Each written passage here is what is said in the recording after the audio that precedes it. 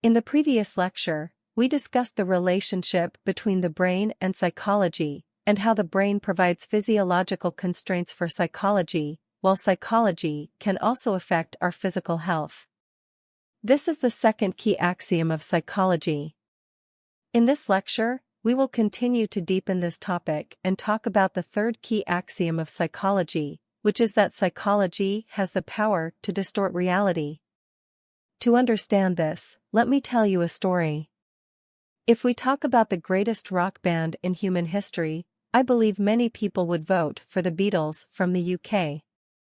You may know that this band consists of 4 members, and the most well-known one is the lead singer, John Lennon. However, today we will talk about the drummer of this band. If you search for it, you will know that the drummer of the Beatles is named Ringo Starr, but what you may not know is that before the Beatles became famous, the band's drummer was not Ringo, but a person named Pete Best. It was only when the band decided to venture out in the previous lecture, we discussed the relationship between the brain and psychology, and how the brain provides physiological constraints for psychology, while psychology can also affect our physical health. This is the second key axiom of psychology. In this lecture, we will continue to deepen this topic and talk about the third key axiom of psychology, which is that psychology has the power to distort reality. To understand this, let me tell you a story. If we talk about the greatest rock band in human history, I believe many people would vote for the Beatles from the UK. You may know that this band consists of 4 members, and the most well-known one is the lead singer, John Lennon. However, today we will talk about the drummer of this band. If you search for it, you will know that the drummer of the Beatles is named Ringo Starr, but what you may not know is that before the Beatles became famous, the band's drummer was not Ringo, but a person named Pete Best.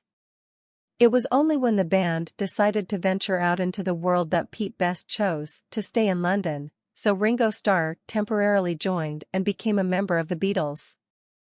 As the Beatles became more and more famous, shining in every corner of the world, Pete Best became an ordinary tax officer in a district of London, living a simple and peaceful life. Many years later, when reporters learned that there was still a poor guy named Pete Best, they rushed to London to interview the retired Pete Best. These reporters only cared about one question: how did you feel about not becoming a member of the great Beatles? These reporters wanted to gloat, but to their disappointment, Pete Best replied, "I am happier than when I was in the Beatles." This answer shocked all the reporters. Was Pete Best really happy? Or was he just pretending to smile in front of people and grinding his teeth and swallowing blood behind their backs? Before answering whether Pete Best was really happy or sad, let me take you through his psychological process. This process has 3 steps.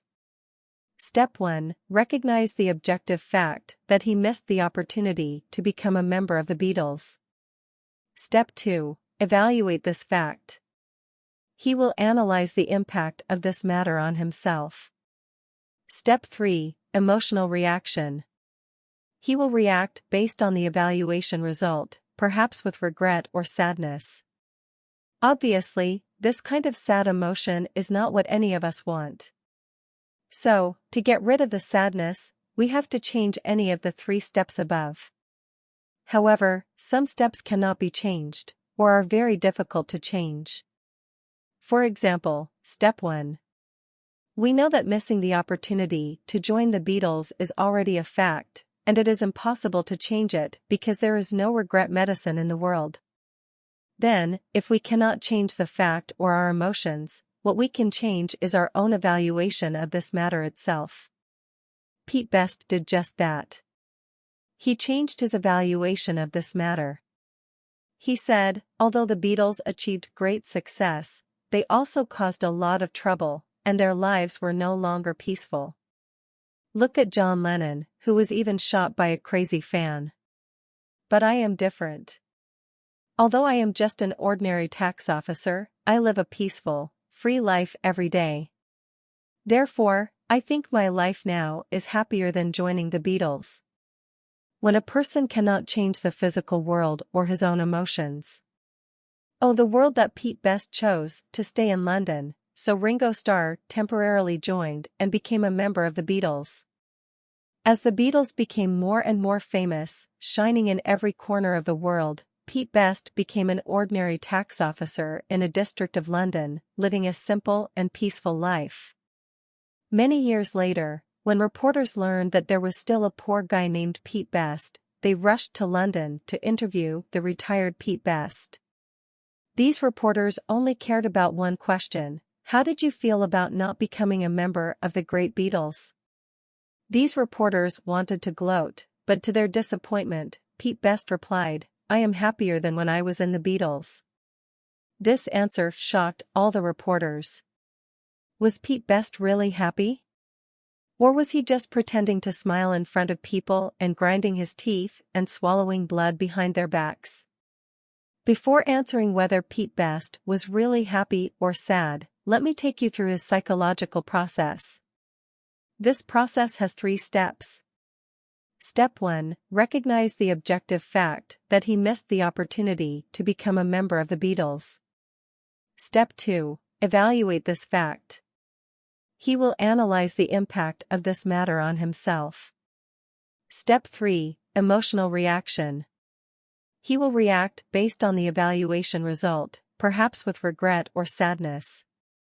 Obviously, this kind of sad emotion is not what any of us want. So, to get rid of the sadness, we have to change any of the 3 steps above. However, some steps cannot be changed, or are very difficult to change. For example, Step 1.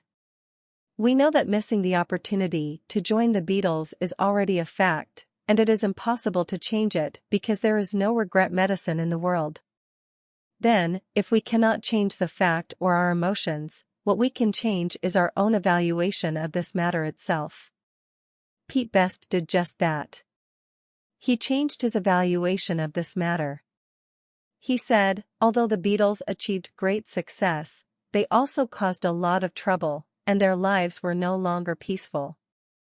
Look at John Lennon, who was even shot by a crazy fan. But I am different. Although I am just an ordinary tax officer, I live a peaceful, free life every day.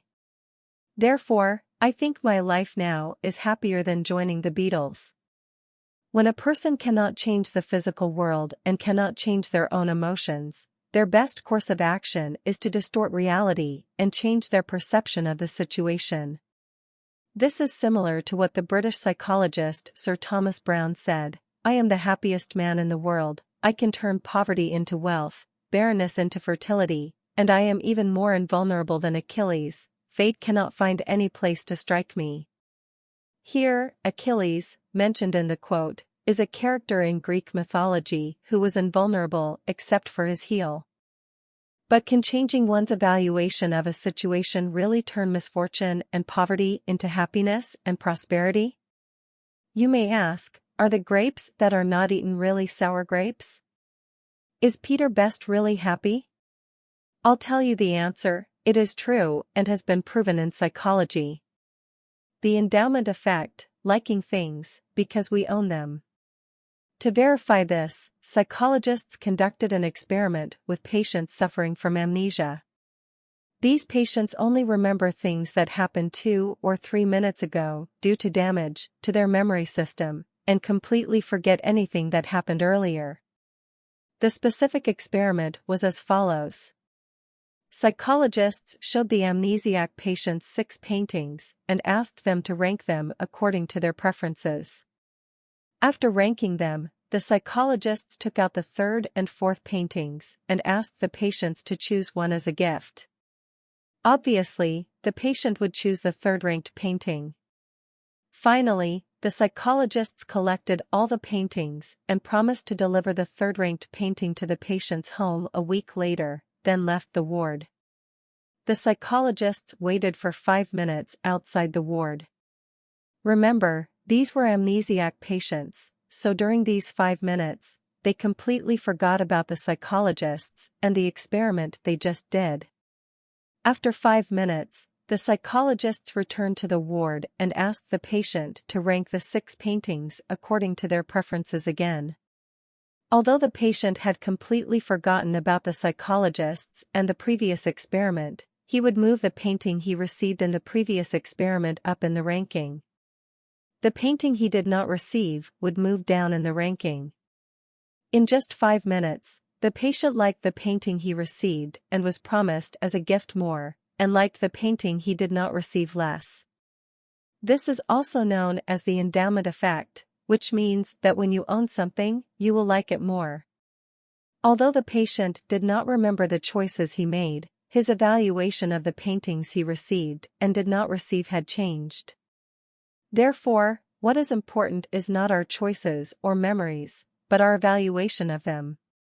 And this evaluation effect is real. So, when Peter Best found a reasonable reason to reevaluate the fact that he missed the opportunity to join the Beatles, sadness and regret turned into happiness and joy. And this happiness and joy are real and pure. Everyone has the ability to distort reality.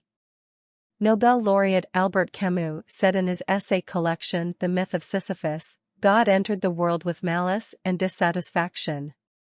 Indeed, the physical world of each of us is imperfect. Whether you are a small employee in a company or a national leader, there are always people and things that bother you. So some people can only rely on the perfect heaven after death for happiness. But psychologists say that each of us has 2 worlds, one is the imperfect physical world outside, and the other is the psychological world we construct ourselves. Once you realize this, your life will open a new door. Although the world is always full of dissatisfaction and pain, a truly wise person is the one who constructs a perfect psychological world on top of this imperfect physical world. So, perhaps you live in poverty, under the heavy pressure of life, but if you are willing, your mind can still be a paradise. In the Middle Ages, religion took psychology away from the public, claiming that the soul belongs to God. Today, psychology has returned to the hands of the public. So whether you are happy or not depends on yourself.